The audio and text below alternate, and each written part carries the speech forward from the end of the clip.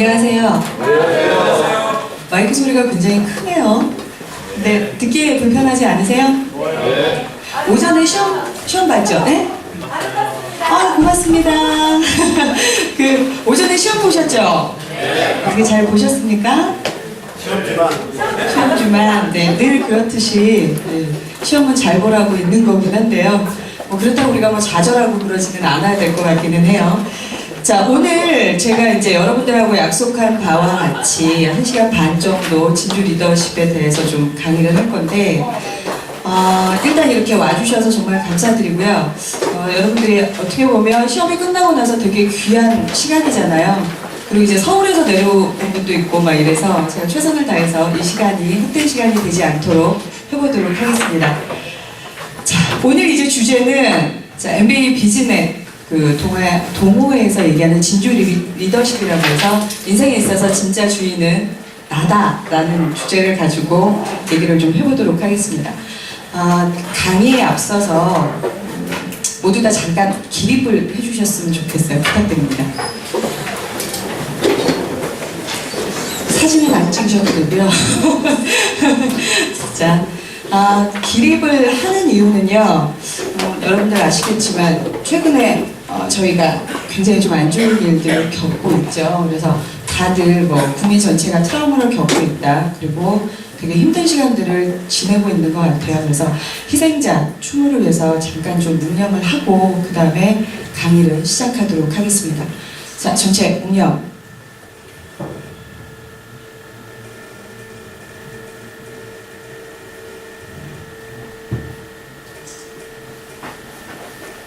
자, 바로 앉으셔도 돼요.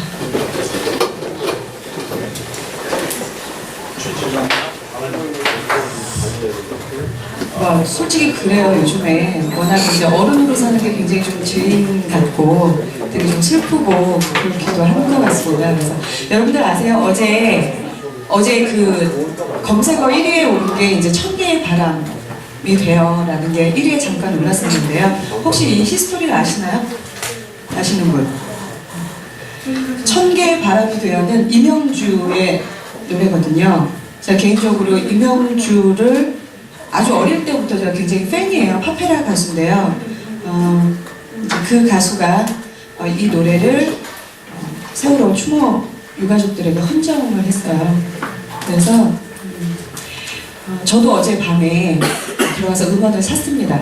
사가지고 개인적으로 좀 듣고 있고 그러는데 이제 그 음원의 수익금 전체를 희생자들한테 다 준다고 하니까 우리가 작은 힘이나마 좀 보탬이 되었으면 해서 제가 좀 잠깐 알려드리고 시작을 하도록 하겠습니다.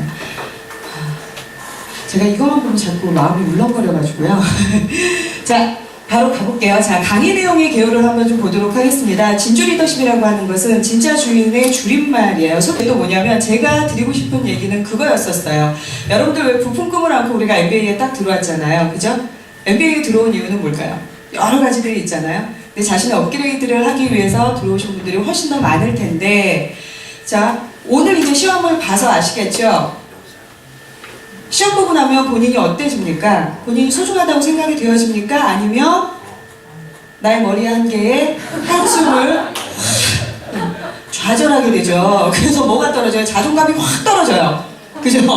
자존감이 떨어져서 그 다음에 어떻게 학교고 먹으면 다 꼴보기 싫어지거든요. 근데 그러지 말자. 그런 의미에서도 진주 리더십이라고 제가 좀 제목을 좀 지어봤습니다.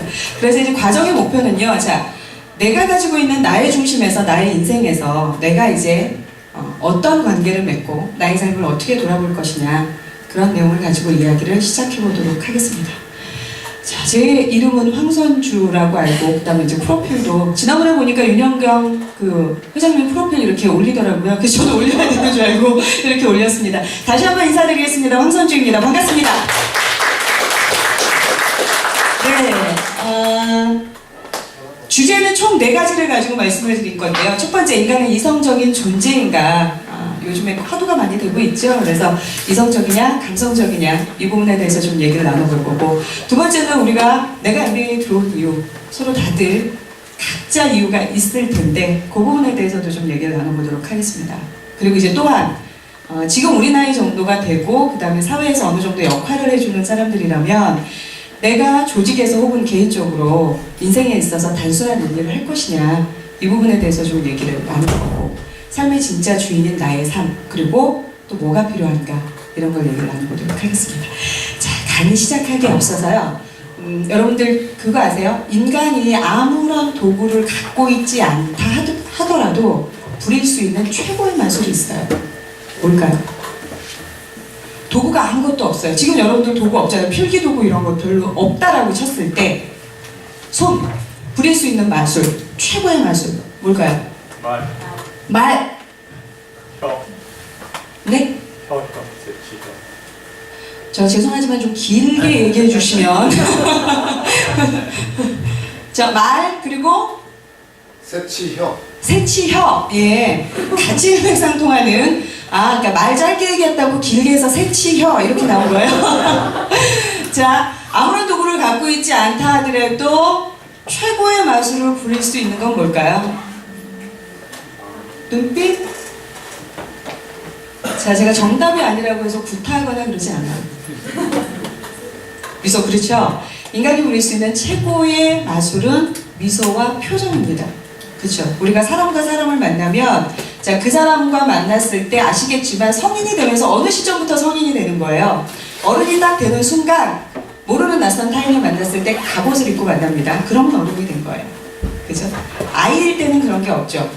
아이일 때는 그냥 서로가 보면 친구처럼 다가가고 동년배가 있으면 막 그러는데 어느 순간 낯선 타인이거나 내가 잘 보지 못한 얼굴을 보게 되면 갑옷을 입고 만나는 게 어른이 되는 시점이라고 하거든요. 근데 그랬을 때 상대방의 표정을 보고 우리는 어떻게 합니까? 갑옷을 벗기도 하고요. 갑옷에 빗장을 채우기도 합니다. 그래서 뭐냐면 우리가 좀 마술을 자주 부릴 필요가 있죠. 그래서 미소, 표정 이거는 내가 부릴 수 있는 마술 중에서 최고의 마술인데요. 자, 옆에 동료, 옆에 앉아있는 인연을 향해서 내가 가지고 있는 표정 중에서 가장 최고의 표정, 어떤 표정? 상큼한 표정 지어보도록 하겠습니다. 자, 여러분들 잠깐만요. 아직 그러기 전에 말씀드릴게요.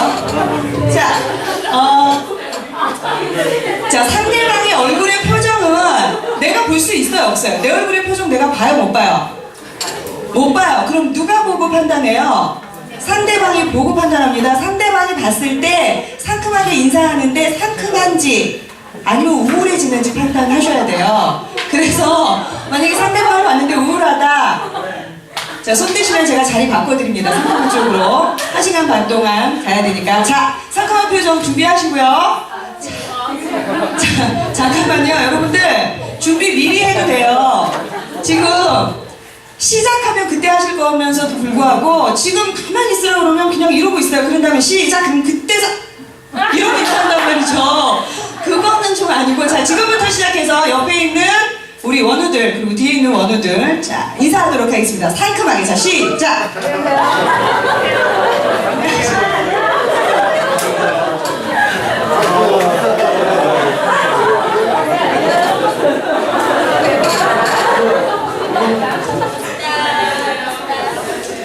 네, 자, 어떠세요? 옆에 있는 동료 상큼한가요? 아니면 원우들이 좀 상큼해요? 네, 아까보다. 자리 바꿔야 돼요?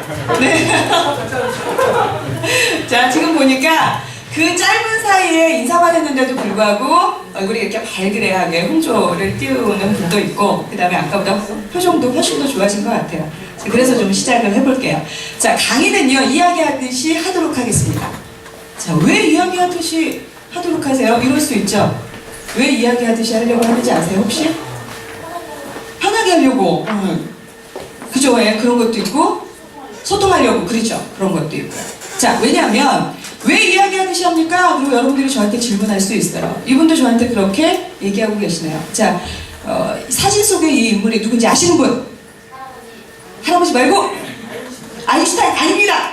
자, 이거 맞추면 제가 별다방 쿠폰 드립니다. 네, 잠시만요. 자, 여러분들 아세요? 이거 별다방 쿠폰인데요. 가셔서 커피를 드실 수 있는 네. 뮬러. 아닙니다.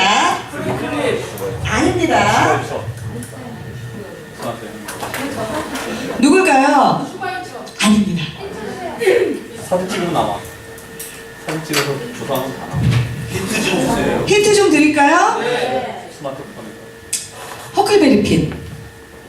마크트웨인. 누구? 누가? 맞아요. 마크 트웨인이에요. 자, 나오세요. 네, 좋습니다. 와! 감사합니다.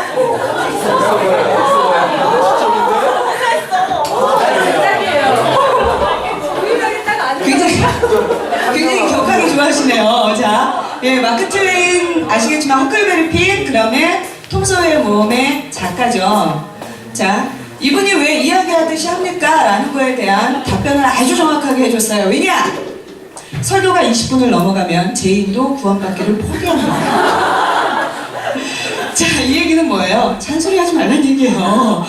자, 우리는 죄 짓지 않았잖아요. 근데 제가 여러분들한테 설교하듯이 막 얘기하면 여러분도 문을 박차고 나갈 수도 있거든요. 그렇기 때문에 우리가 이야기하듯이 편하게 이렇게 진행을 하도록 하겠습니다. 아시겠죠? 네. 자, 그러면 떠나보겠습니다. 자, 당신의 시계는 지금 몇 시입니까? 여러분들, 우리가 왜 인생을 살고 있는데 지금 어느 시점에 우리가 어느 시간에 살고 있는지 혹시 생각해 본 적 있으신가요? 우리 대장님 지금 혹시 하루를 24시간에 비유를 한다면 몇 시쯤 살고 있는 것 같으세요? 오후 시간. 오후 시간 넘어간 것 같아요? 자, 우리 여기 우리 정미연 선생님 오후 2시. 자, 우리 서울에서 오신 우리 미모의 여성분 아침 8시. 아이고, 아시네. 자, 이렇게 얘기하면 조금 그죠? 저 남자친구가 짝짝하는 거 보셨어요? 자, 당신의 시계는 지금 몇 시입니까? 여러분들 아시죠? 누가 얘기했나요? 김남도 교수가 하루를 24시간에 비유를 해서 내가 지금 현재 몇 시에 살고 있으면 어떠한 일들을 해야 되나, 이런 것들을 구체적으로 이야기를 주고 있죠. 김남도 교수는 아시겠지만 아프니까 청춘이다, 그 작가로도 되게 유명한 사람입니다. 김남도 교수의 강의를 좀 잠깐 들어볼게요.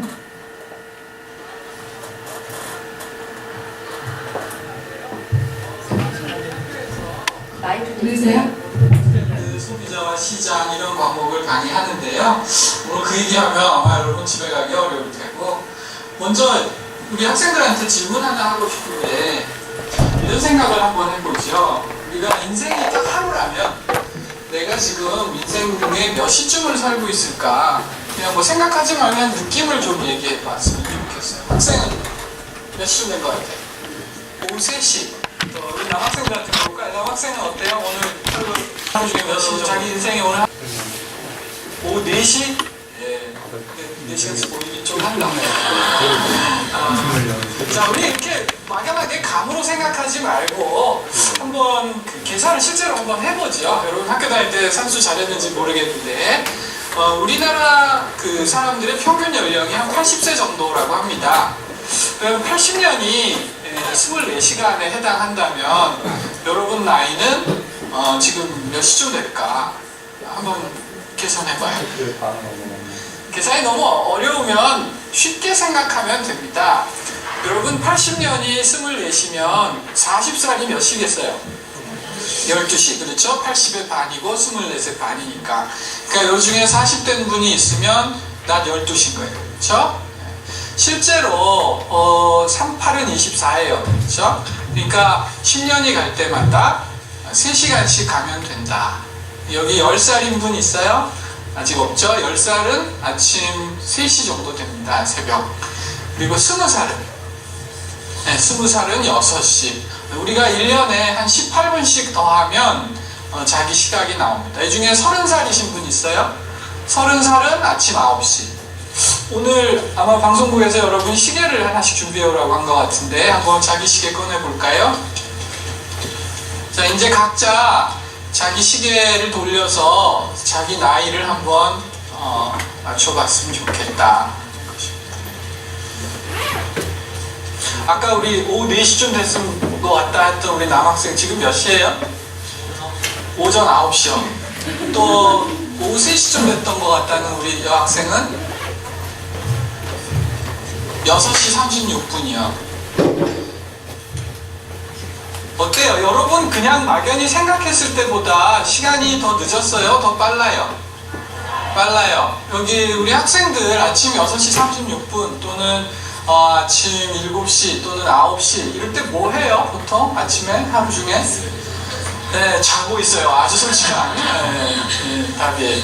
또 뭐 그렇게 늦잠 안 자고 좀 일찍 일어나는 사람이라도 아침 7시 또는 6시 36분 이 정도라면 뭐 할 시간이죠?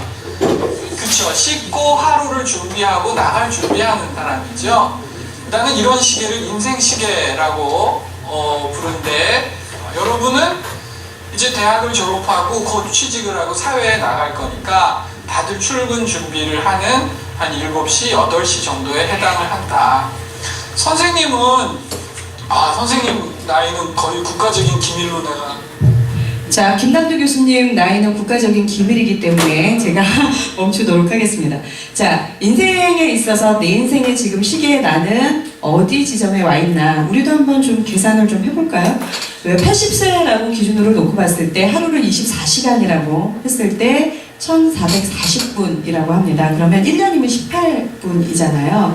그러면 이제 계산을 한번 해보세요. 몇 살 정도가 나오나요? 여러분들한테 필기도구도 있고 그 다음에 A4용지도 있으니까 한번 계산을 좀 해보시겠어요? 지금 내가 내 나이에 몇 시 정도로 되어 있나 삶에 있어서 좀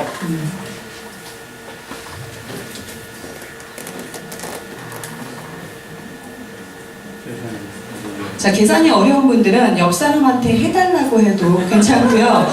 오늘 참고로 말씀드리면 52기는 회계학 시험을 봐서 계산기가 다 있습니다. 네. 계산기가 지참이었기 때문에 계산기로 계산을 하면 지금 내가 이 시점에서 몇 시에 살고 있나가 정확하게 나오죠. 네. 1년이면 18분이니까요. 그랬을 때 몇 분 정도 될까?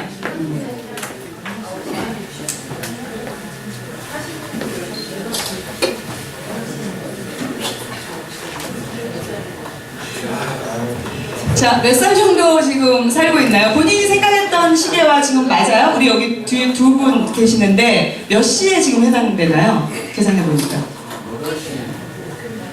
8시. 오전 8시요?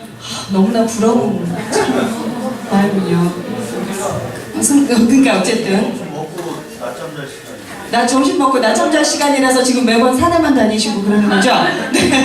원기 회복을 위해서. 네. 그래서 뭐냐면 이게 이제 정확하게 시간을 내가 어느 시점에서 살고 있느냐를 알면 내가 인생에 있어서 목표를 재설정하거나 혹은 내가 또 늦었다고 생각하거나 혹은 빠르거나 이런 것들을 우리가 훨씬 더 이성적으로 판단을 할 수가 있습니다. 그래서 제가 이런 것들을 좀 가지고 와봤고요. 자, 그러다 보니까 우리는 뭐예요? 인간은 이성적인 존재이기를 희망하지만 여러분들 우리가 왜 시간을 이렇게 계산하면서 늘 계획하고 1년 단위, 2년 단위, 5년 단위 이렇게 살 수 있을까요? 정말 인간은 좀 이성적인 존재일까요? 어떻게 생각하세요? 인간은 이성적인 존재일까요? 아닐까요? 크게 얘기해도 되는데. 감성적인 존재입니다. 그렇죠. 예, 결코 이성적인 존재가 아니라고 얘기하죠. 이거는 뭐 다들 아실 거예요. 다니엘 골먼이라고 미국의 심리학자이면서 심리학자인데 노벨 경제학상을 받았죠. 네. 아시죠? 왜 경제학상을 받았냐면 그 소비자 행동 심리, 행동의 행태를 봤을 때 소비자가 물건을 구매할 때 이성에 의해서 그 물건을 구매하냐? 그렇지 않다라는 걸 증명을 했어요. 이성에 의해서 구매하는 게 아니라 감성에 의해서 구매를 한다라는 거죠. 예를 한번 들어볼까요? 제가 원피스를 딱 사러 갔는데 거기에서 제가 봤을 때 굉장히 이뻐요. 이쁜데 가격 대비 너무 비싼 거예요. 그래서 망설이고 있는데 점원이 저한테 제 마음을 확 돌릴 수 있는 핫버튼의 멘트를 날립니다. 얼굴 작아 보여요. 이러면 제가 바로 사는 거죠. 그쵸? 그래서 소비자가 이성적으로 판단 안 되는 거예요. 집에 와서는 다시 이성이 돌아와서 내가 왜 샀지? 이게 되는데 그 순간만큼은 그걸 결정을 해준다는 거죠. 그렇기 때문에 여성들이 그 백에 집착하는 거고 내가 사고 싶은 걸 못 사면 밤에 이게 왔다 갔다 해요. 남자들은 당구공이 왔다 갔다 한다 그러죠? 네, 골프공이 왔다 갔다 한다는데 여성들은 자기가 사고 싶은 물건들이 그래서 왔다 갔다 한다고 얘기를 합니다. 자, 그러면 이성적인 존재이기를 근데 원하죠, 우리는. 그리고 지성인일수록 이성적인 판단을 하려고 노력을 합니다. 여러분들 이성적인 존재입니까? 나는 좀 이성적인 사람이다. 한번 손 들어보세요. 오! 그러면서 나라고 그랬어요. 나는 이성적인 존재이다. 낮에는 이성적인데 네. 자, 풍기를 좀 흐리는 그런 답변은 안 받도록 하겠습니다. 저희가 그래도 지성인들이 모인 MBA인데, 자, 이성적인 존재였다면 이성적인 판단으로 도대체 내가 왜 MBA를 들어왔을까요? 근데 이게 참 아이러니한 게 내가 이성적으로 생각을 해서 MBA를 들어왔어요. 근데 어느 순간에는 이성적으로 생각해서 들어온 게 아니라 감성적으로 생각해서 들어온 것 같아요. MBA를 들어왔으면 들어와서는 뭐라고 생각하면서 들어와요? 졸업만 하면 돼. 그죠? 아유, 하등이 쓸모없는 게 대학원 성적이야. 어디 제출할 것도 아니니까. 나는 회사에서 지원받지도 않으니까 졸업만 하면 돼. 이렇게 마음을 먹었다가도 시험을 보면 굉장히 자괴감에 빠지거든요. 감성이 그때부터 막 밀려오는 거예요. 그러면서 내가 내 발등을 찍죠. 내가 왜 이 어려운 MBA를 할까? 대학원 중에서도 가장 어렵다라고 하는데 아침에 회계 보면서 정말 미쳐버리는 줄 알았거든요. 근데 이제 저의 선배 47기? 46기인가요? 그 선배님이 뭐라 그러셨냐면 저희한테 그러더라고요. 우리 이거 전문가한테 맡기면 안 돼? 이러시더라고요. 저 적극 공감합니다. 전문가한테 맡기면 되지. 저는 아주 전문가 굉장히 좋아하거든요. 내가 다 할 수 없거든요. 그런데도 불구하고 왜 내가 MBA를 들어왔을까? 거기에는 기본적으로 다 이유가 있겠죠.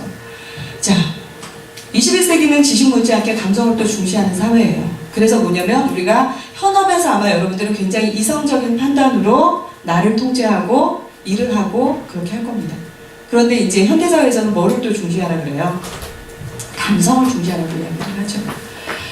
지식사회로 진화할수록 시스템이나 제도로 해결할 수 없는 부분들, 이런 부분들이 더 많아지고 있으니까 우리가 감성이라는 거에 포커스를 맞춰서 내가 감성적으로 어떻게 이게 풍부한 사람이 될 것이냐, 그리고 사람과의 관계에서 나의 삶에서 어떻게 감성을 녹여내서 풍요롭게 삶을 유지할 것이냐, 이게 이제 중요하게 대두가 되고 있어요.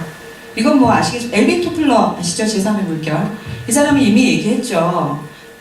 21세기에는 이성 못지않게 감성이 굉장히 중요하다. 그러면서 지금 이제 기업이나 이런 데서 뭘 하고 있어요? 옛날에는 이성적으로 직무교육이나 이런 것도 굉장히 많이 했었잖아요. 근데 요즘에는 감성적인 부분, 관계를 어떻게 할 것이냐, 내가 능력이 아무리 출중하다 할지라도 직원들과의 어떤 매니징 능력이나 이런 것들이 떨어지게 되면 올라갈 수 있는 범위가 한계가 있거든요. 그래서 우리가 그런 얘기 하잖아요. 관리자는 될 수 있으나 리더가 되기는 어렵다라고 이야기를 합니다. 그래서 어떤 부분에서는 우리가 리더가 되려고 하면 이런 감성적인 부분을 굉장히 좀 키워야 된다라고 이야기를 해요. 근데 이 감성이 키워질 수 있는 부분이냐, 이게 또 이렇게 퀘스천이 이렇게 되는 것 같아요. 여러분들이 보기에 제가 감성적인 사람일 것 같아요? 이성적인 사람일 것 같아요?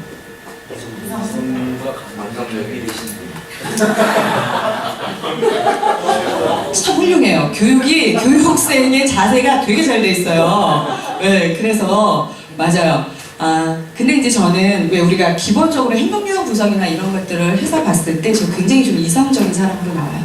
그래서 예전에 제가 직장 생활을 처음 시작했을 때 90년대 초반에 직장 생활 처음 시작을 했는데 그때 굉장히 이성적인 사람이죠. 그리고 책임감도 굉장히 많고, 그래서 업무가 주어지면 그거에 대해서 밤을 새서라도 이렇게 해놓고 가고 막 이랬어요. 그러다 보니까 이제 뭐가 있냐면 다른 동료들보다 승진이 좀 빨랐던 것 같아요. 근데 이제 승진이 되고 나서 그 밑에 이제 나중에 뭐가 생기냐, 팀원들이 생기기 시작을 하죠. 팀원들이 생기기 시작을 했는데 저는 뭐 지각도 거의 안 하는 사람이고 약속을 하면 그걸 틀림없이 지키는 사람이고, 그 다음에 업무에 있어서의 어떤 그 완성도 이런 것도 떨어지지 않는다라고 생각을 했거든요. 근데 이 팀원들이 별로 화합이 안 되는 것 같은 거예요. 그래서 이게 왜 그럴까? 이게 이제 문제가 있는 거죠. 어떤 문제가 있냐? 이성적인 사람들이 빠지는 함정이 뭐가 있을까요? 개인의 기준치가 굉장히 높습니다. 내가 가지고 있는 기준이 높죠. 근데 이 사람들이 이 기준을 본인한테만 적용을 하면 자기 통제력이 굉장히 엄격해져서 자기가 성공하는 데는 지름길이 될 수 있어요. 근데 이 사람들이 빠지는 함정이 뭐예요? 그 기준을 타인에게도 적용을 하죠. 상대방에게도. 그래서 뭐냐면 보고서나 이런 거 딱 왔을 때 오타가 있고 만약에 줄이 틀렸고 그러면 바로 지적을 합니다. 선생님 이거 틀렸네요. 다시 좀 해갖고 오세요. 이렇게 얘기하죠. 그럼 가서 다시 해가지고 와요. 또 틀린 게 있어. 내 눈에 또 보여요. 근데 그 사람은 그걸 몰라요. 그러면 다시 또 한번 얘기하죠. 그러면 다시 또 고쳐갖고 와요. 근데 최종 보고서도 또 틀린 게 있어요. 그러면 그때는 어떻게 할까요? 제가 그냥 하죠.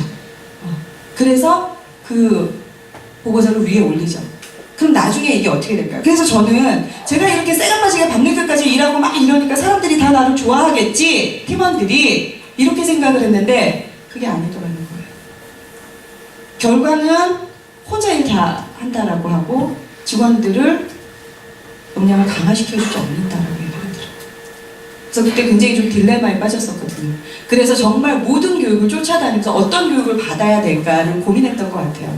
그때 제가 받았던 교육이, 그러니까 90년대 초반에 아시겠지만 90년대 초반에 그런 교육 없었어요. 그래서 정말 뒤지고 뒤져보니까 YMCA 있죠. YMCA 그 서울에 그 연맹 본부가 있어요. 종로에 있는. 거기에서 인간관계 훈련 프로그램을 하는 거예요. 다 거기 하면서.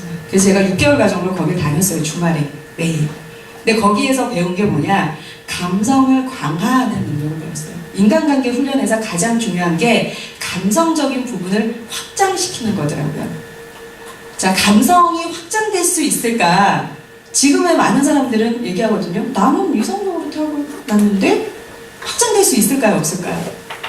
있어요. 근데 그때 다니면서 뭘 했냐면 그 수업이 어떻게 진행이 됐는지 아세요? 딱 가면 저는 지금 양평에 가면 달학교라고 해서 그 김태진 선생님이 하고 계시는데 김태진 선생님이 그 관계에 굉장히 강의도 많이 하시고 근데 그분이 어떤 것만 주냐면 일요일날 아침 9시까지 헐레벌떡 가면 거기는 이제 소그룹으로 한 6명 정도가 하거든요. 아침에 오면서 뭐가 보이던가요? 이래요. 에? 버스 타고 왔는데요? 그런 사람 있고, 에? 지하철 타고 왔는데요? 그러니까 뭐가 보이던가요? 보이는 거 없는데 늦을까봐 조마조마해서 왔어요. 다 이렇게 얘기를 하는 거예요. 근데 그 수업을 한 달 내내 하시는 거예요. 한 3주 되니까 정말 신경질이 나더라고요. 왜냐하면 나는 이거 배우러 온 게 아니고 내가 지금 감성을 좀 매니지를 잘할 수 있는 그런 것들에 대한 정확한 솔루션을 줘야 되는데 왜 안 주지? 이러면서. 근데 이제 한 달 정도 됐을 때 오늘도 가서 질문을 할 거니까 이제 제가 보기 시작하는 거예요. 오늘 되게 좋은 게요. 딱 오니까 버스 바로 왔어요. 앞자리에 어떤 사람이 탔는데요. 노부부 같았는데 할아버지가 할머니를 되게 챙기시더라고요. 이런 것들이 막 보이기 시작을 하는 거예요. 그래서 가서 그 얘기를 했어요. 근데 이 변화가 저뿐만이 아니라 다른 사람들도 다 그 얘기를 하는 거예요. 자, 그래서 뭐냐면 이 감성이라는 거는 나중에 확장되어질 수 있다라고 이야기합니다. 근데 감성이 이렇게 확장이 되어지는데요. 반면에 또 함정이 있어요. 어떤 함정이 있냐? 우리나라 여러분들 아시겠지만 우리나라는 미의 기준이 굉장히 이쁜 거에 초점이 맞춰져 있죠. 특히 여성들은. 근데 우리나라뿐만이 아니라 전 세계적으로 다 그래요. 미의 기준, 그리고 자기가 자기 자신을 어떻게 생각하냐. 이주영 원우 같은 경우 본인이 굉장히 미인이라고 생각해요. 혹시? 아니요. 자, 0.1초 고민하지도 않고 바로 나와요. 자, 그러면 저희 선배님 어떻게 생각하세요? 네? 곤란해요? 네. 자, 맞아. 우리가 왜 바로 0.1초 생각하지도 않고 아니요 이렇게 얘기하고 곤란해요 이렇게 얘기를 해요. 근데 이게 비단 우리나라뿐만이 아니라 외국에 있는 사람들도 자기의 모습을 본래의 모습대로 보지 않는 경우들이 있다는 거예요. 그래서 도구에서 실험을 했어요. 어떤 실험을 했냐면 전 세계에서 4%만이 자신이 아름답다라고 생각을 하는 거예요. 96%는 자신이 아름답지 않다고 생각을 하는 자료입니다. 여러분들 지금 우리는 대부분의 96%에 해당이 된다는 거죠. 자, 이러한 생각을 깨기 위해서 2013년도 도구에서 리얼뷰티 스케치라는 실험을 진행을 하게 되는데 어떻게 진행을 했냐? FBI에서 훈련받은 몽타주 전문가가 커튼 뒤에서 사람의 말만 듣고 얼굴을 스케치한 다음에 그 결과물을 서로 비교하는 형태로 진행을 한 거예요. 그래서 보면 여러분들이 보시기에 자, 좌측은 모델이 모델 본인이 묘사한 자신의 얼굴 스케치고요. 우측은 모델을 관찰한 다른 사람들이 묘사한 얼굴의 스케치예요. 자, 볼까요? 좀 차이점이 있나요? 자, 좌측은 본인이 본인을 묘사해서 나는 이런 모습이다. 우측은요, 다른 사람이 봤을 때 모습이라는 거예요. 두 번째 볼까요? 여기도 마찬가지예요. 좌측은 본인이, 우측은 다른 사람이 봤을 때. 자, 여기도 마찬가지죠. 굉장히, 여기는 둥글다고 생각했는데 여기는 굉장히 좀 기다란 얼굴의 형태를 가지고 있고요. 여기도 마찬가지입니다. 자, 그리고 뭐 요것 또한 마찬가지고요. 자, 여기도 되게 많이 차이가 나죠. 그러니까 본인이 여기도 또한 굉장한 어떤 계부를 가지고 있는 것 같아요. 자, 여러분들이 자, 좀 더 우리가 실질적으로 보기 위해서 제가 여기를 영상을 같이 좀 보도록 하겠습니다.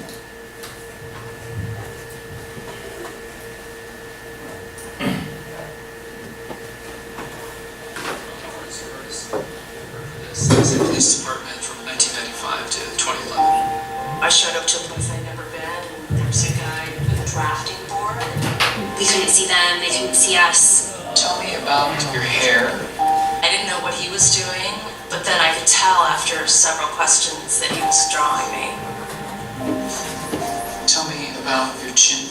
It kind of protrudes a little bit, especially when I smile. Your jaw. My mom told me I had a big jaw. What would be your most prominent feature? Kind of have a fat, rounder face. The older I've gotten, the more freckles I've gotten. I would say I have a pretty big forehead. Once I get a sketch, I say thank you very much, and then they leave. I don't see them. All I had been told before the sketch was to get friendly with this other woman, Chloe. Today I'm going to ask you some questions about a person you met earlier, and I'm going to ask you some general questions about their face. She was thin, so you could see her cheekbones. And her chin, it was a nice, thin chin. She had nice eyes. They lit up when she spoke. Cute nose. She had blue eyes, very nice blue eyes. So here we are. This is the sketch that you helped me create, and that's a sketch that somebody described of you. So yeah, that's...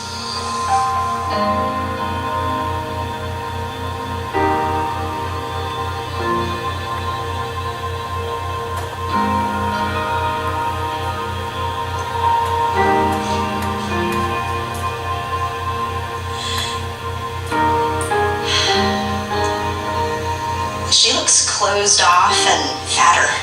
Sadder, too.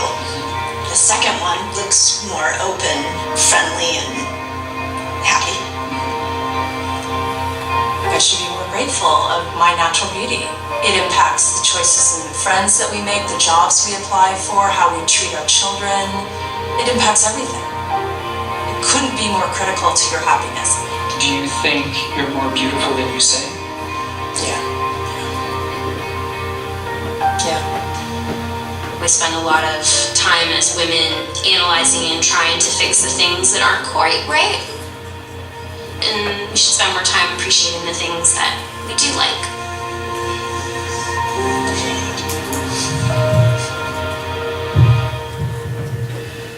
자, 이 실험이 많은 사람들한테 도움을 줬을까요? 안 줬을까요? 좋죠. 어떤 도움을 줬을 것 같으세요? 행복한 마인드, 자신감. 네, 자신감이 착각하게 만드는 착각하게 만들어서 더 악영향을 미쳤을 거다라고 생각을 하는 건가요? 네네. 지금 안 생겼는데 잘생겼다고 착각할 것 같아요. 자, 실험 당시에 당신은 가장 특징적인 부분은 무엇입니까? 라는 질문에 본인의 경우에는 대체적으로 얼굴이 크고 둥글어요. 눈가에 주름이 있어요. 턱이 넓어요. 이마가 아주 좁아요. 이렇게 부정적인 평가를 했다고 합니다. 그런데 타인의 경우는 갸름한 턱을 가진 좋은 느낌의 여성이에요. 혹은 너무 귀여운 코를 가졌어요. 혹은 파란 눈이 정말 아름다웠어요. 라고 긍정적으로 이렇게 평가를 했다는 거죠. 자, 그래서 뭐냐면 저는 그런 생각이 들어요. 지금 이제 이주영 원우 굉장히 아름답거든요. 뭐냐면 자 저희 50이기는 다 동의하죠? 네. 죄송합니다. 인원수가 훨씬 많은 걸로 알고 있는데 답이 빨리 안 나오네요. 자, 빨리 나오게 하세요. 자, 이주영 원우가 아름답죠? 네, 그렇죠. 저희 기수에서는 정말 없어서는 안 돼 밝은 에너지를 주는 그런 원우거든요. 그래서 뭐냐면 내가 알고 있는 내 자신을 정말 정확하게 알아야 내가 지금 부족한 것이 뭐고 내가 지금 또 발전해야 될 게 뭐고 이런 것들을 정확히 알 수 있다는 거죠. 근데 대체적으로 우리는 우리가 평가하는 것보다 다른 사람들 눈에는 훨씬 괜찮은 사람으로 평가가 될 거라는 겁니다. 자, 실험 참가자들은 재미있다는 반응도 보였지만 대부분 자신의 모습을 사랑하지 못한 스스로를 향해서 눈물을 흘렸거든요. 그래서 자신의 얼굴을 폄하하는 사람은 남이 아니라 결국 뭐야? 나 자신이라는 거죠. 아까 제가 왜 상큼한 표정으로 상대에게 인사를 하자라고 했던 것처럼 그건 왜 그럴까요? 내가 내 모습을 볼 수 없기 때문에 그런 거라고 생각이 들어요. 그래서 자신에게 가지고 있는 콤플렉스나 부정적인 모습은 실제로는 그만큼 크지 않다는 겁니다. 생각을 바꾸면 얼마든지 아름다워질 수 있다고. 그래서 굳이 얼굴을 고치고 이런 거는 안 와도 되지 않을까 그런 생각이 들어요. 자, 그러면 자 이쯤에서 그래서 여러분들이 이미 MBA 지금 들어왔어요. 그러면 내 자신이 정말 괜찮고 멋진 사람이기 때문에 MBA 들어왔단 말이에요. 내가 왜 MBA에 들어왔을까? 다시 한번 생각을 좀 해보도록 하겠습니다. 자, 각자 들어온 이유는 다 있겠죠? 자, 가장 중요한 사람이 나이기 때문에 아마 들어왔을 거라고 생각이 들어요. 누군지는 아시죠? 브라이언 트레이시입니다. 그죠? 우리 장 회장님은 아시죠? 네, 워낙에 많이 나오는 분이죠. 사람들은 항상 자신이 다른 사람보다 부족하다고 생각을 하거든요. 근데 성공하지 못하는 이유는 다 마음에 있다라고 해요. 누구도 자신보다 낫거나 더 똑똑하지 않거든요. 가장 중요한 사람은 누구예요? 결국 자신, 당신입니다 라고 이야기를 해요. 얼마나 내 자신이 중요한가에 따라서 나의 삶이 달라질 수 있다고 이야기를 하거든요. 그래서 가장 중요한 것은 뭐냐면 우리가 어떤 행동을 하느냐가 가장 중요하다는 거죠.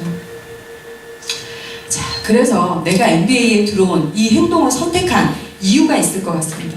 자, 각자 세 가지만 해보죠. 자, 이제 얘기들이 좀 거의 다 마무리가 되었을 거라고 생각이 듭니다. 그죠? 마무리가 거의 다 끝났나요? 아직 하고 있는 조는 없죠? 네. 자, 그러면 우리가 MBA에 들어온 이유, 그거를 좀 물어봤더니 이런 이야기들이 있더라. 그걸 한번 좀 같이 공유를 좀 해볼까요? 어떤 분이 좀 얘기를 해주시겠어요? 우리 조에서는 이런 얘기가 좀 나왔는데, 이렇습니다. 이야기를 좀 같이 나눠보도록 하겠습니다. 네, 이주영 원우 당첨되셨습니다. 추천 들어왔거든요. 네. 이주영 원우, 네. 그래서 이제 사실 처음 듣는데 만들어서 보는 거고요. 저희도 네 명의 이제 이번에 좀 자기 개발 또는 의무라는 그런 새로운 분야에서 넓혀가자라는 그런 공통점이 있었고요. 그리고 이제 그때는 뭐 회사에서 지원을 해준다거나 그런 거라든가, 그러면 새로운 업무를 하기 위한 사전 준비라든가 이런 이야기입니다. 예. 감사합니다. 박수 좀. 자, 우리는 요 의견 말고 조금 다른 의견들이 좀 나왔습니다. 하는 조가 있을까요? 네, 뒤에. 네, 뭐 나와서 하셔도 됩니다. 자, 나와서 하는 거 적극 권하시니까.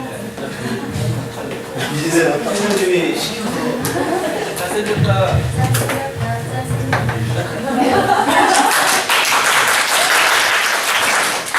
52기 김대웅입니다. 저희는 세 분하고 같이 대화를 나눠봤는데요. 첫 번째 황상현 원우께서는 이제 얘기해도 되죠? 예. 첫 번째는 조금 다른 분들하고 차별화되는 그런 자신을 한번 만들어 봤으면 좋겠다라는 생각을 하셨고, 두 번째는 MBA에 들어와서 이제 공부를 해보니까 석사 끝나고 박사까지도 한번 해봤으면 좋겠다라는 어떤 그런 비전이 생기셨다고 했고요. 그 다음에 부족한 거를 하나하나 이렇게 배워가다 보니까 그런 데서 이렇게 느끼는 어떤 자존감의 회복이랄까 그런 것들이 있으셨다고 그랬고, 제가 나온 이유는 저희 52기에 아마르 원우가 계셔요. 그래서 아마르 원우를 좀 소개도 시켜드릴 겸 그래서 나왔습니다. 실은 저희 52기로 이렇게 같이 들어왔을 때 전혀 저희들하고 이렇게 어울리기 쉽지 않겠다 생각했는데 엄청 어울리기를 잘 하셔요. 그리고 저희들한테 부담 없이 이렇게 다가오시고 하셔서 너무 좋고요. 첫 번째는 새로운 환경, 진짜로 새롭습니다. 왜냐하면 몽골에서 대학까지 나오셔서 한국에 오셔서 이제 지금 한 5년째인데 MBA 과정을 저희가 같이 하면서 얼마 전에 회계 언론에서 발표 시간이 있었는데 한국말로 발표까지 하실 정도의 그런 실력을 가지고 계시고요.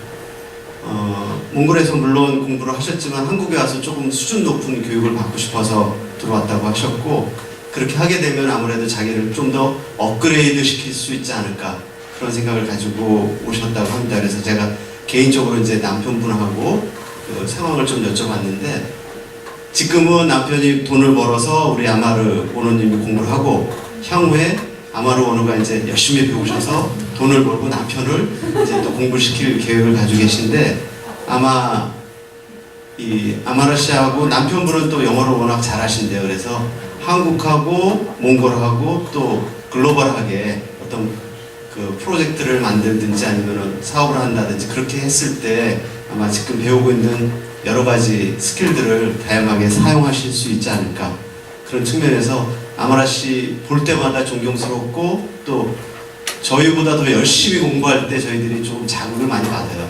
이번에도 회계 언론 시험 보는데 저희는 못 쓰는데 아마라 씨는 다 쓰고 계시더라고요. 그래서 아마라 씨 소개 겸 또 저희 조에서 나눴던 얘기 말씀드리려고 나왔습니다. 이상입니다. 네. 이제 그 말씀을 해주셔서 저 회계 같이 듣거든요. 아마르보다 이제 시험 성적이 나쁘면 저는 죽어야 되겠네요. 그죠? 그게 아니고 이제 정말 우리 그 아마르가 몽골에서 왔는데도 불구하고 굉장히 열심히 하고 있고, 제가 이렇게 볼 때 어느 순간에는 제가 되게 부끄러워지는 그런 것도 있는 것 같아요. 또 이런 비즈넷 강의까지도 잘 참여해주고, 우리 아마르로 해서 다시 한번 뜨거운 박수. 자, 그리고 또 다른 의견이 있을까요? 지금 얘기 나온 거 외에 나는 이러기 위해서 MBA를 왔다. 다른 의견들이 없을까요? 있었을 것 같은데. 대체적으로 남성분들은 거의 다 비슷하게들 얘기들이 모아지죠. 학일점이. 네. 자, 산악대장님 51기. 산악대장님하고 비슷하게 닮았네. 제가 보니까 지금. 그죠? 네. 그죠? 저기. 네네. 네네. 얼굴 빨개지셨어. 죄송합니다. 50기, 죄송합니다. 근데 51기 산악대장이랑 굉장히 닮았어요. 그쵸? 아닌가요? 얼굴 봤나? 네. 지난번에 아마 보이스가 굉장히 좋아서 사회 봤던 걸로 기억하는데 맞죠? 네. 그 좋은 보이스로 한번 그쪽에서는 어떤 의견들이 나왔는지 얘기를 좀 해주시면 좋을 것 같아요. 근데 다 말씀하셨던 내용이 다 진척되는 내용이어가지고요. 네네. 딱히 특별하게 더 설명드려야 될 부분들이 어떤 부분인지 고민이신데. 네네. 네. 말씀하신 대로 다 남자분이시다 보니까 네. 사회생활하고 개인 발전하고 이런 부분들 비슷하게 들어왔습니다. 네, 사회생활하고 개인 경쟁력을 강화하기 위해서 들어왔다. 이런 얘기들 대체적으로 많이 하죠. 여성들도 어쨌든 잡을 가지고 있는 사람들이 대체적으로 MBA를 들어오죠. 그리고 또 이제 지금 어느 정도 중간 관리자인 분들이 대체적으로 많이 들어올 겁니다. 근데 이렇게 공부를 해서 개인 경쟁력을 키우고 이것을 조직에 가서 활용을 하고 왜 다 그런 것들을 할까요? 궁극적인 목적은 어쨌든 살기 위해서죠. 그죠? 근데 거기에 좀 더 잘 살기 위해서 이렇게 온다라고 생각이 듭니다. 자, 우리가 그렇게 좀 더 잘 살기 위해서는요, 뭐를 해야 되냐? 우리가 알고 있는 범위가, 아까도 그런 얘기 나왔어요. 내가 지식의 범위가 이만큼이라면 학교에 들어와서 지식의 범위를 좀 넓히고 싶다라고 이야기를 하죠. 그래서 우리가 늘 수학 시청할 때 고민하고 이 수업 괜찮을까, 이 수업 괜찮을까 막 이럴 겁니다. 자, 여러분들 안다라고 하는 거는요, 10단계가 있어요. 아시는 분은 아실 겁니다. 우리가 왜 알고 있다라고 하는데 정말 제대로 알고 있는지 한번 보도록 하겠습니다. 1단계는 뭐냐면 들은 적이 있다가 1단계입니다. 2단계는요, 여러 번 들었다예요. 자, 그럼 3단계는요, 들은 내용을 대충 말할 줄 안다. 이게 3단계랍니다. 자, 4단계는 핵심 내용을 정확하게 전달할 줄 안다. 자, 그럼 5단계 볼까요? 말한 내용을 할 줄 알아야 되는 거예요. 제가 볼 때 MBA는 말한 내용을 할 줄 알게끔 만드는 대본 같아요. 그러니까 회계할 때 막 계산하라 그러고 뭐 하라 그러고 사례 같은 거 얘기하라 그러고 막 이러는 것 같아요. 자, 그 다음에 말한 대로 행동하고 살아야 됩니다. 그리고 7단계가 말한 내용을 시킬 줄 알아야 되는 거죠. 8단계는 뭘까요? 가르칠 줄 알아야 됩니다. 9단계, 체계적으로 가르칠 줄 알아야 되는 거죠. 그리고 이제 마지막으로 10단계가 평가 분석할 줄 알아야 된다. 이런 것들을 다 갖췄을 때 우리가 제대로 알고 있고 제대로 중간관리자 혹은 제대로 리더의 역할을 할 수 있다라고 이야기를 합니다. 그러면 과연 나는 지금 내가 MBA를 1학기든 2학기든 3학기든 4학기든 다니고 있는데 조직에서 혹은 개인이 하고자 하는 거에서 내가 얼마큼 알고 있을까? 몇 단계 정도 될까요? 우리가?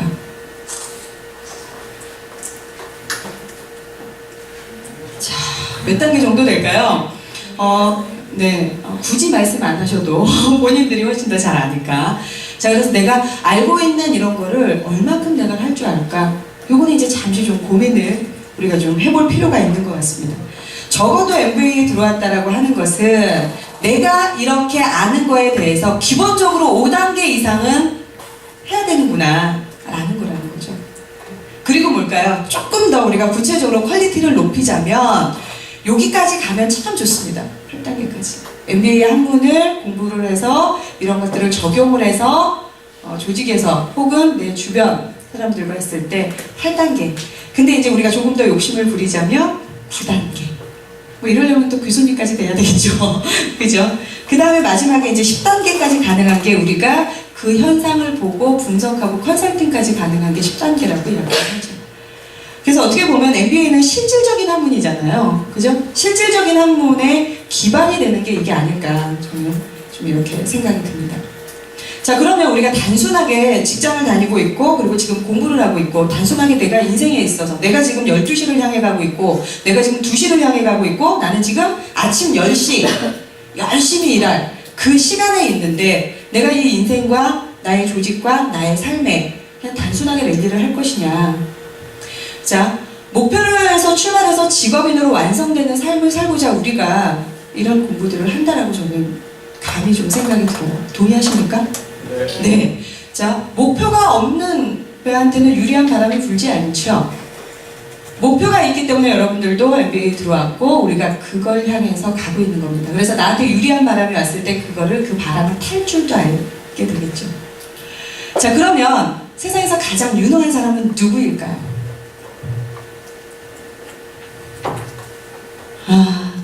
이분이 한 말인데요. 힌트 드립니다. 세상에서 가장 유능한 사람은 누굴까요?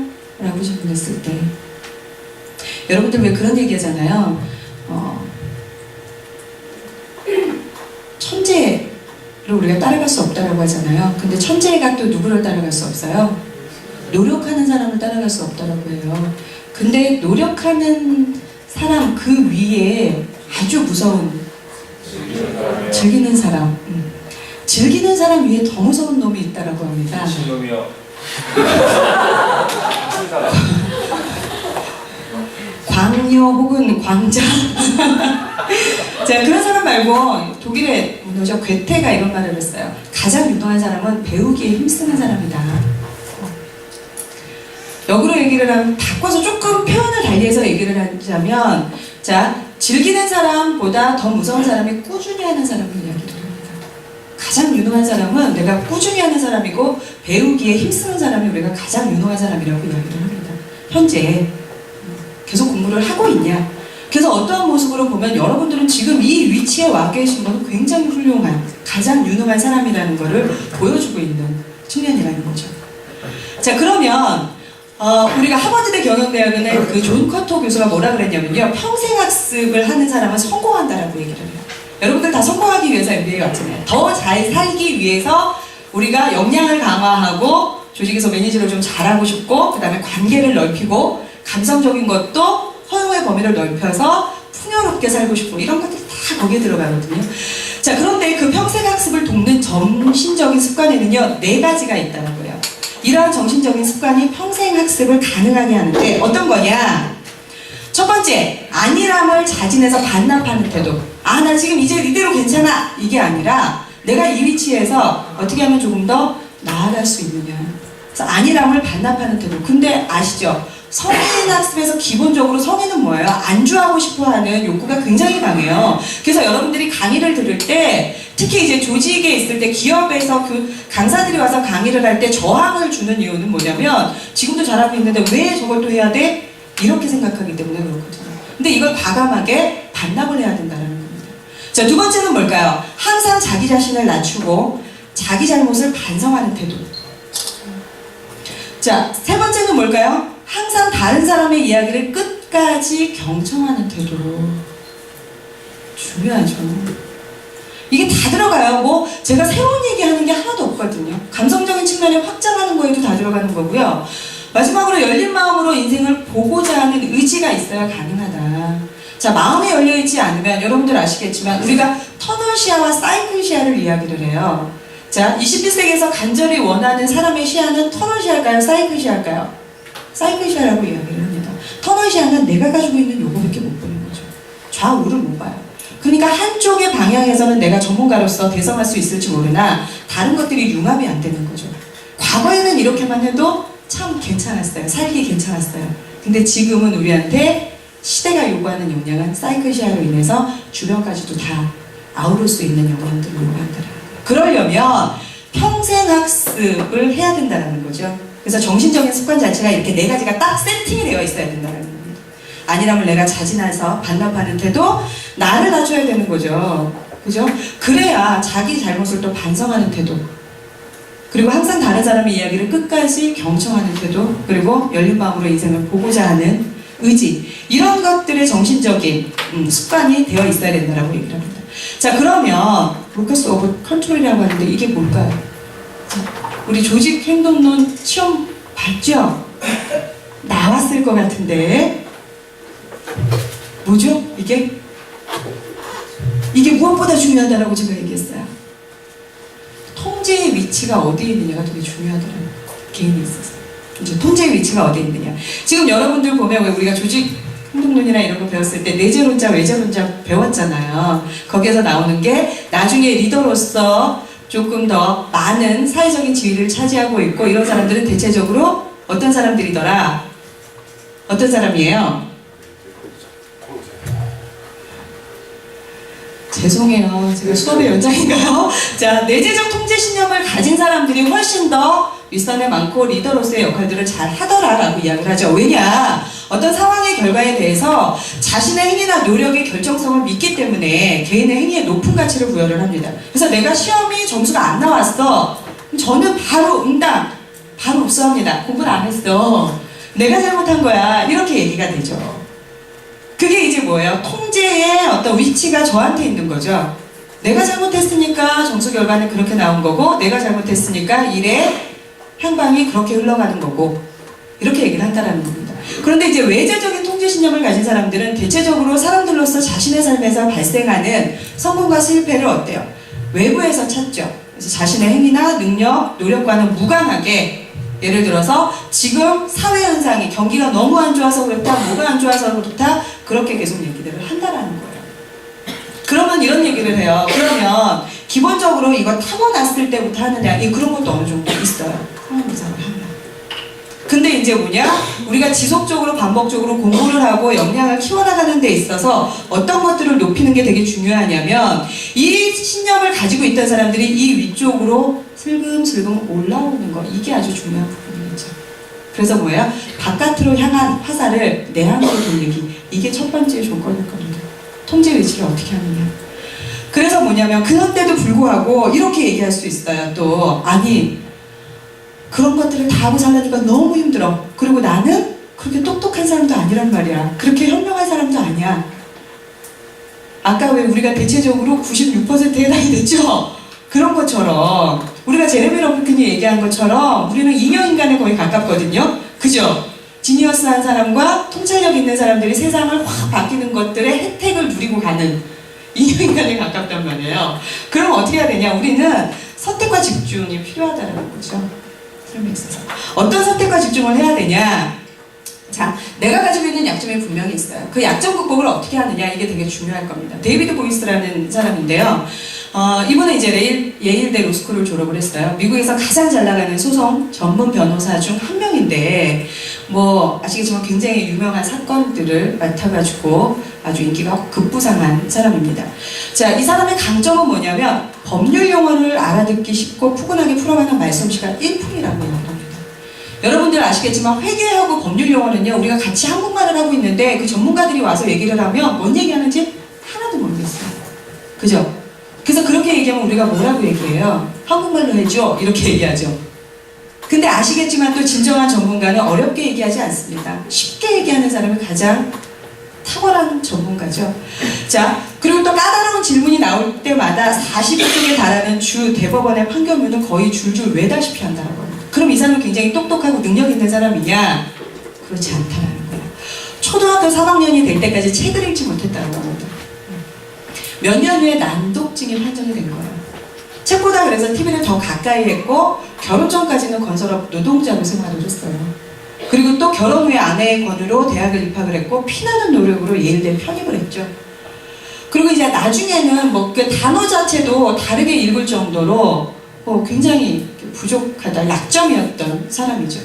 아내에게 선물 받은 아이패드는 거의 무용지물이었었거든요. 근데 이 사람이 자신의 약점을 어떻게 강점으로 승화시켰을까요? 잘 읽지 못했어요. 그러니까 어떻게 했어요? 그것을 극복하기 위해서 다른 능력을 키운 거예요. 자, 사람들의 말을 경청하고 잘 들어야만 했겠죠. 읽지 못하니까. 로스쿨 수업 중 다른 학생들이 필기나 교재에 집착할 때 교수의 말에만 집중을 합니다. 재판 중 증인신문 때에는 말에 최대한 집중하면서 핵심 정보를 파악하죠. 여러분 아시죠? 상대가 원하는 내용의 핵심은 누가 알고 있어요? 상대가 알고 있거든요. 그래서 우리가 말을 할 때 어떻게 해야 돼요? 상대가 이야기를 할 때 그 핵심 파악을 잘 해야 돼요. 그쵸? 그리고 또 말의 미세한 얼버무림이나 뉘앙스, 독특한 어떤 단어 사용 등은 매우 민감하게 감지를 하는. 그래서 듣는 것은 내 평생 해오고 있는 핵심적인 일입니다. 나는 잘 듣는 방법을 배웠습니다. 내가 뭔가를 배울 수 있는 유일한 방법이었기 때문이죠. 이렇게 우리가 왜 미국에 와서도 그러잖아요. 그냥 우리끼리니까 편하게 얘기하지만 어떤 수업은 교수님 얘기하는 거 하나도 못 알아듣겠어. 뭔 말하는지 모르겠어. 그리고 제대로 이게 사리가 적절한가? 다 이렇게 해요. 근데 이제 감히 그런 얘기는 할 수 있죠. 어쨌든 그 위치에 있으면 그분이 가지고 있는 강점이라는 게 분명히 있거든요. 그래서 그분의 강점을 볼 줄 아는 사람이 훨씬 더 현명하고 자기 거화시키는 그런 현명함을 가지고 있겠죠.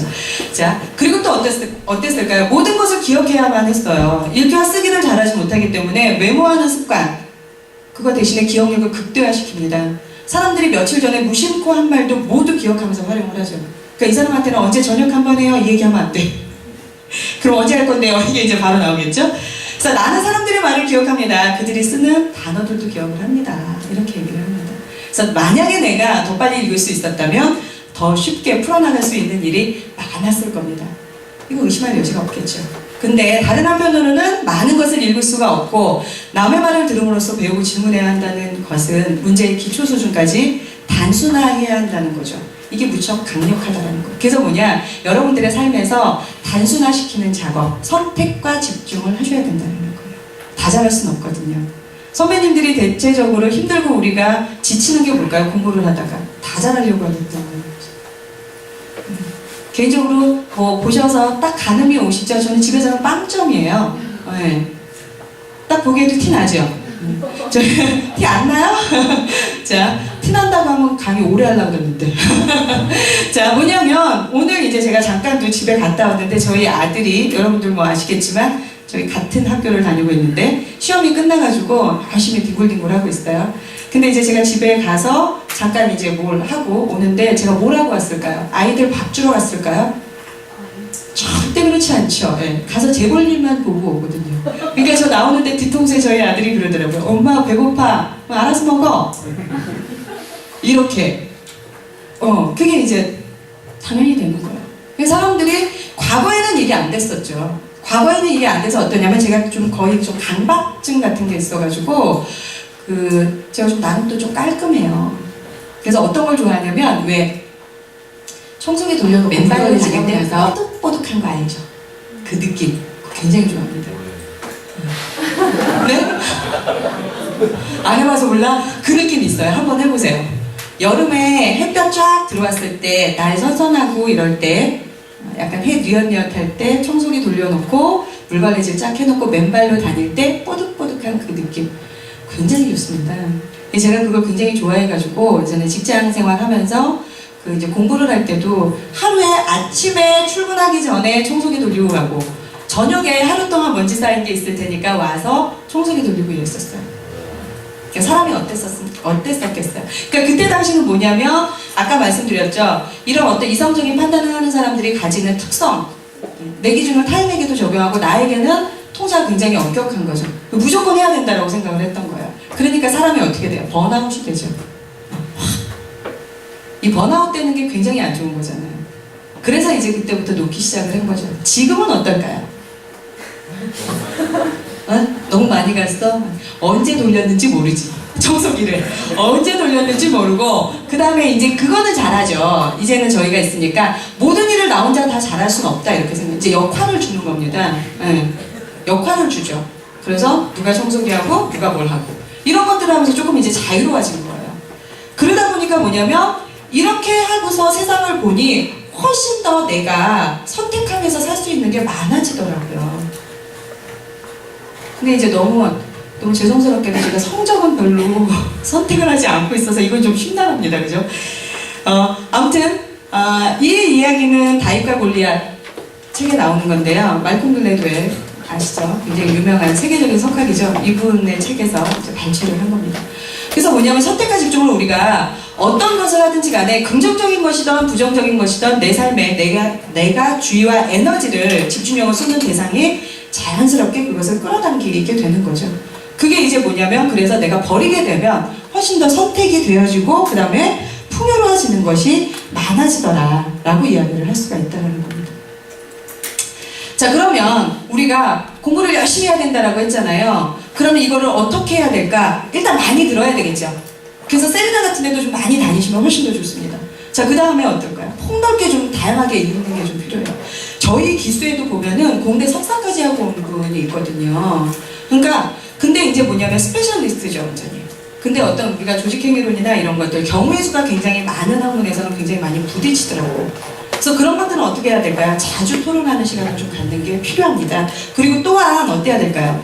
개인 경쟁력을 갖추는데 자기 개발에는 끝이 없거든요. 그래서 동기들하고 그냥 자유롭게 맨날 뭐 부어라 마셔라 한다라고 하지만 그 안에 가서도 우리가 다양한 폭넓은 지식을 같이 토론할 시간은 분배를 하시는 게 훨씬 더 좋다는 얘기예요. 자, 우리가 또 그렇게 얘기를 합니다. 청년기에는 젊음과 열정으로, 그 다음에 장년기에는 노련함과 포용력으로 새로운 일을 기피하지 않고 두려워하지 않아야 그래야 이러한 도전 정신으로 자신을 키워가야지만이 개인 경쟁력이 강화가 된다라고 이야기해요. 그래서 언제나 공부하는 습관으로 우리가 이걸 할 필요가 있다라고 말씀을 드립니다. 자, 나에게서 선택과 집중. 내가 현재 당장 선택해야 하는 건 뭐가 있을까요? 자, 구체적으로만 3가지 적어보는 시간인데요. 이건 한번 지금 잠깐 적어보시겠어요? 네. 내가 지금 당장 선택해야만 할 것. 시험 공부도 이 안에 들어가긴 하겠네요. 지금 시험 기간이라서. 네.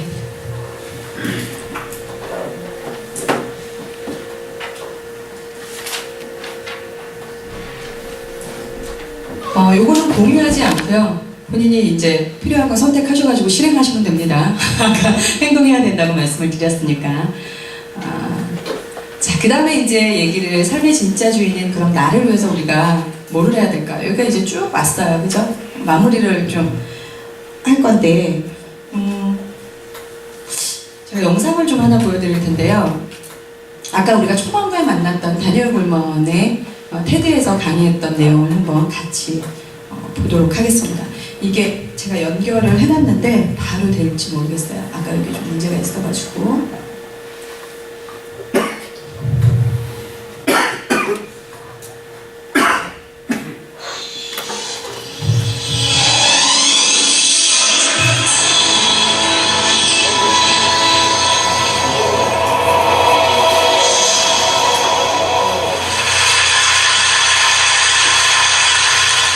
I'm struck by how one of the implicit themes of TED is compassion, these very moving demonstrations we've just seen, HIV in Africa, President Clinton last night. And I'd like to do a little collateral thinking, if you will, about compassion and bring it from the global level to the personal. I'm a psychologist, but rest assured I will not bring it to the scrotal.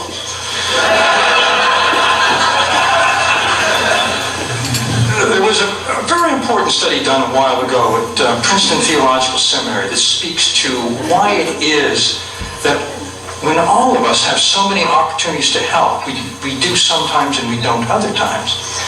A group of divinity students at the Princeton Theological Seminary were told that they're going to give a practice sermon, and they were each given a sermon topic. Half of those students were given as a topic the parable of the Good Samaritan, the man who stopped the stranger in need, to help the stranger in need by the side of the road. Half were given random Bible topics. Then one by one they're told they had to go to another building and give their sermon. As they went from the first building to the second, each of them passed a man who was bent over and moaning, clearly in need. The question is, did they stop to help? The more interesting question is, did it matter they were contemplating the parable of the Good Samaritan? Answer, no, not at all. What turned out to determine whether someone would stop and help a stranger in need was how much of a hurry they thought they were in. Were they feeling they were late? Or were they absorbed in what they're going to talk about? And this is, I think, the predicament of our lives, that we don't take every opportunity to help because our focus is in the wrong direction. There's a new field in brain science, social neuroscience, that studies the circuitry in two people's brains that activates while they interact. And the new thinking about compassion from social neuroscience is that our default wiring is to help. That is to say, if we attend to the other person, we automatically empathize, we automatically feel with them. They're these newly identified neurons, mirror neurons, that act like a neural Wi-Fi, activating in our brain exactly the areas activated in theirs. We feel with automatically. And if that person is in need, if that person is suffering, we're automatically prepared to help. At least that's the argument. But then the question is, why don't we? And I think this speaks to a spectrum that goes from complete self-absorption to noticing, to empathy, and to compassion. And the simple fact is, if we are focused on ourselves, if we're preoccupied, as we so often are throughout the day, we don't really fully notice the other. And this difference between the self and the other focus can be very subtle, which separates us from Machiavellians or sociopaths. I have a brother-in-law who's an expert on horror and terror. He wrote the Annotated Dracula, the Essential Frankenstein. He was trained as a Chaucer scholar, but he was born in Transylvania, and I think it affected him a little bit. At any rate, at one point, my brother-in-law, Leonard, decided to write a book about a serial killer. This is a man who terrorized the very vicinity we're in many years ago. He was known as the Santa Cruz Strangler, and before he was arrested, he had murdered his grandparents, his mother, and 5 co-eds at UC Santa Cruz. So my brother-in-law goes to interview this killer, and he realizes when he meets him that this guy is absolutely terrifying. For one thing, he's almost 7 feet tall. But that's not the most terrifying thing about him. The scariest thing is that his IQ is 160, certified genius. But there is zero correlation between IQ and emotional empathy, feeling with the other person. They're controlled by different parts of the brain. So at one point, my brother-in-law gets up the courage to ask the one question he really wants to know the answer to, and that is, how could you have done it? Didn't you feel any pity for your victims? These were very intimate murders. He strangled his victims. And the strangler says very matter-of-factly, oh no, if I had felt their distress, I could not have done it. I had to turn that part of me off. I had to turn that part of me off. And I think that that is very troubling. And in a sense, I've been reflecting on turning that part of us off. When we focus on ourselves in any activity, we do turn that part of ourselves off if there's another person. Passionate choice. There's a saying in the world of information science, ultimately everybody will know everything. The question is, will it make a difference? 자, 여기까지만 보도록 하겠습니다. 자, 다니엘 굴먼이 제가 이제 전체를 다 여러분들한테 보여드릴까 고민을 좀 했었는데, 그러기에는 조금 우리가 얘기하고자 하는 거에서 조금 다른 예제도 있고, 그래서 제가 좀 편집을 했는데요. 결국 이제 뭐냐면 그런 얘기를 한다는 거죠. 우리가 내가 인생에 있어서 어떤 것들을 선택하고 집중하고 내 일에만 몰두를 하게 되면 정작 필요한 것들을 떼어내면서 살 수도 있을 거라는 겁니다. 자, 필요한 것을 떼어내면서 살지 말자라는 이야기인데요. 그게 이제 뭐냐면 자기 자신의 삶에만 집중하게 되면 우리가 정말 갖고 가야 될 많은 것들을 놓칠 수가 있다는 얘기예요. 그리고 뭐냐, 아까 얘기 보셔서 아시겠지만 우리가 공감 능력이라고 또 얘기하잖아요. 이 공감 능력은 뭐냐면 IQ하고는 정말 다른 데에서 조절이 되기 때문에 내가 감성적인 거를 키우기 위해서 노력을 아무리 할지라도 내가 공감 능력을 키우지 않으면 그거는 굉장히 제한될 수밖에 없거든요. 저는 그런 생각이 들어요. 우리가 공부를 왜 할까요? MBA를 왜 들어왔을까요? 그랬을 때 많은 사람들이 그랬죠. 역량도 강화시키고 그 다음에 조직에서 내가 좀 더 쓰임이 있어야 될 것 같고, 그 다음에 내가 부하 직원들에게 좀 더 잘 알려줄 수 있어야 될 것 같고, 그 다음에 그들을 어떻게 하면 좀 더 역량들을 발휘할 수 있게 내가 잘 도와줄 수 있을까, 어떻게 체계적으로, 이런 마음들이 아마 다 밑바탕에 있을 거라고 생각이 들어요. 자, 그런 거에 너무 신경을 쓰다가 우리가 혹시라도 자칫 잘못해서 정말 소중한 것들, 선택과 집중하는 데서 떼어내버리지는 않는 그런 것들을 선택을 하셨으면 좋겠다는 말씀을 좀 드리고 싶어요.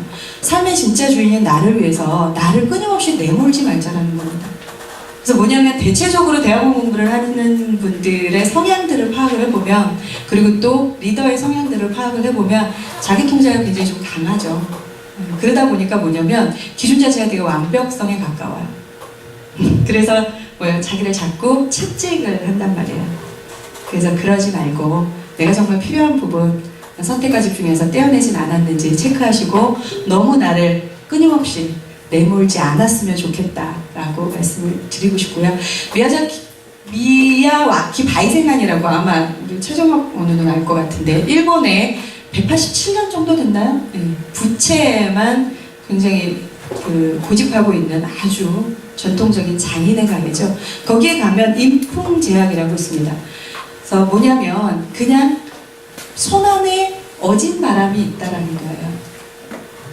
사람들이 막 그래요. 어디 갔을 때 특히 이제 남자들이 여자가 딱 마음에 들면 처음 만날 때 손금 봐줄게 막 이러고 작업을, 일명 우리가 얘기하는 전문용어로 수작을 걸고 들어오죠. 그거 이제 들어오고 와서 생명선이 어쩌고 재물선이 어떻고 막 이렇게 얘기하잖아요. 그랬을 때 우리가 가장 정답은 뭡니까? 생명선 있고 재물선 있고 뭐 다 있는데 손을 꽉 쥐어보세요. 결국 이런 것들이 모두 다 내 손 안에 있다. 그래서 내 손 안에 있는 인풍제약, 손 안에 어진 바람이 있다라고 생각을 하셔서 여러분들 MBA 지성인이라고 저는 생각이 들어요. 우리가 나 자신만 생각하지 않고, 그 다음에 나의 역량만을 생각하지 않고, 그 다음에 또 내가 시험을 봐서 잘못 봤다고 자괴감에 빠지지 않고, 그럼에도 불구하고 우수의 뿔처럼 앞으로 쭉 나갈 수 있는 그런 동기가 되었으면 좋겠고요. 타인들과의 공감 능력 키우시길 정말 바라겠습니다. 여기서 마치겠습니다. 고맙습니다.